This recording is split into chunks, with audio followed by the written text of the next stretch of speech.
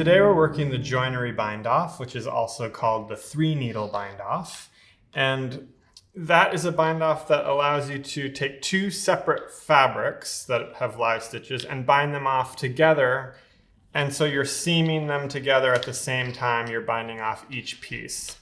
Now the most common application you see this is on the top of a shoulder seam.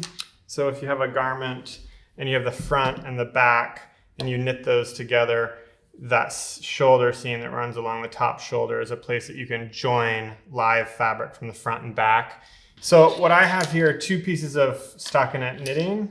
They're both knit in the same yarn, same color, and they're the same number of stitches. This is really important. When you're doing a joinery bind off, both layers of fabric need to have the same number of stitches across.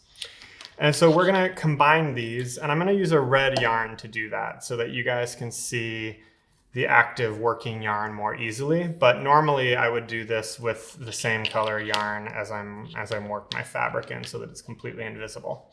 So the first thing that you want to do is finish your fabrics, your first two fabrics. So they're all the way to the edge. Their total length is where they're supposed to be, and this is more or less thought of as the bind off edge.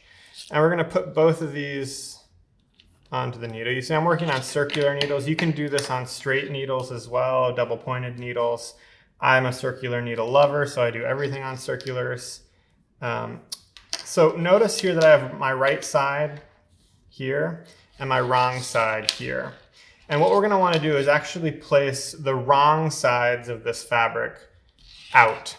So the right sides of the fabric are going to touch each other like this, and the wrong sides are going to be facing out. The other thing that you want to make sure is that you have your needle tips on the same side once you do that. So if I have the two right sides facing here, I'm going to flip this one, sandwich them around so that we have the fronts, the stockinette side, the right side of my fabrics touching, and the reverse stockinette or the purl side showing, and then both of my needle tips coming from the same side. So I'm going to take this second layer and get it loaded up on the needles here. We see the right side of one and the wrong side of the other, and our needles are facing the same direction. And this is how we work the bind off. So I'm going to push these together, two layers of fabric.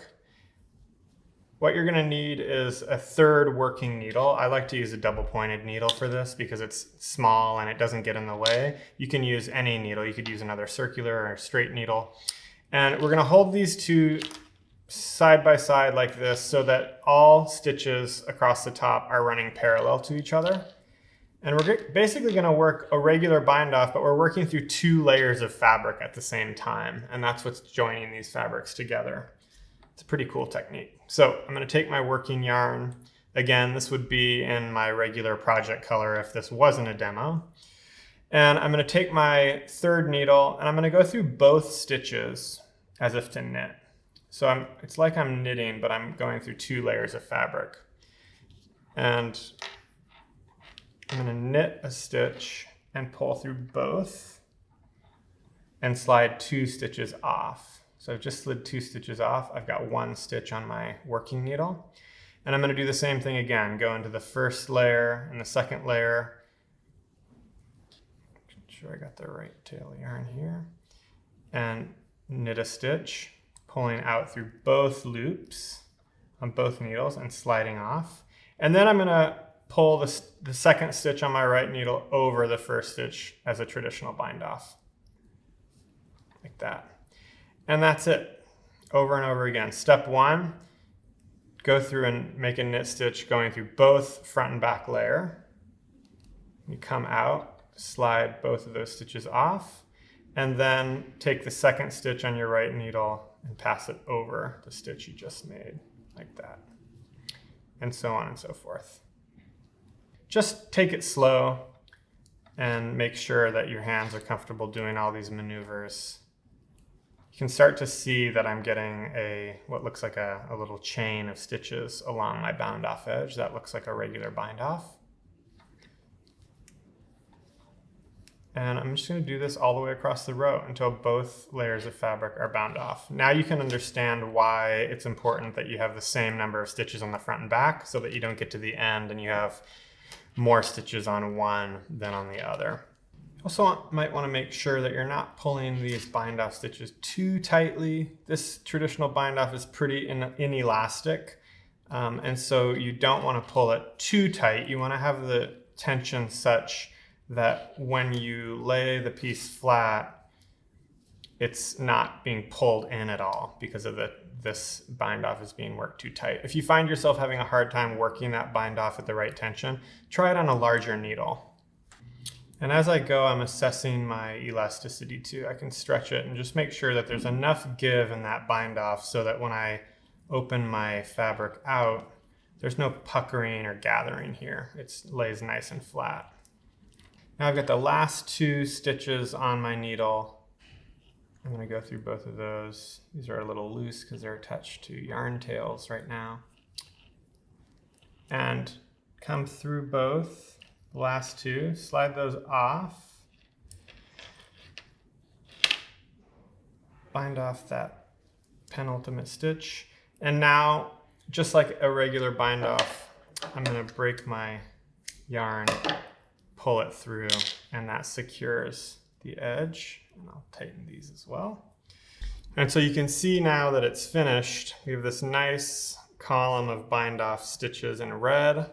This is what it looks like from the other side. If you open your fabric out to the right side, you have this perfect seam and the edges lay perfectly flat. It's a really wonderful finishing technique. You see those little blips of red? Those would be completely invisible if we were doing this in a project where we were actually using the working yarn to work the bind off. But for our demo purposes, you're seeing the red from the right side, and this is what it looks like from the wrong side. Okay. One other variation that you see on this technique is really simple. Right now we've got our exposed bind off edge on the wrong side of the fabric, but sometimes you're knitting a sweater and you'd like that exposed seam to be facing out onto the right side as a design element, which looks very, very nice. And so you do everything the same. The only difference is that instead of putting your right sides together, sandwiching your right sides together as we did and working across with the wrong side facing, you just flip it and do it the other way. So we would sandwich our wrong sides together with our right sides facing out, and we would work the bind off across in this way, and we would create this, what's red, that little red ridge on the right side of the garment as well for that kind of treatment. And that is how you do the joinery bind off.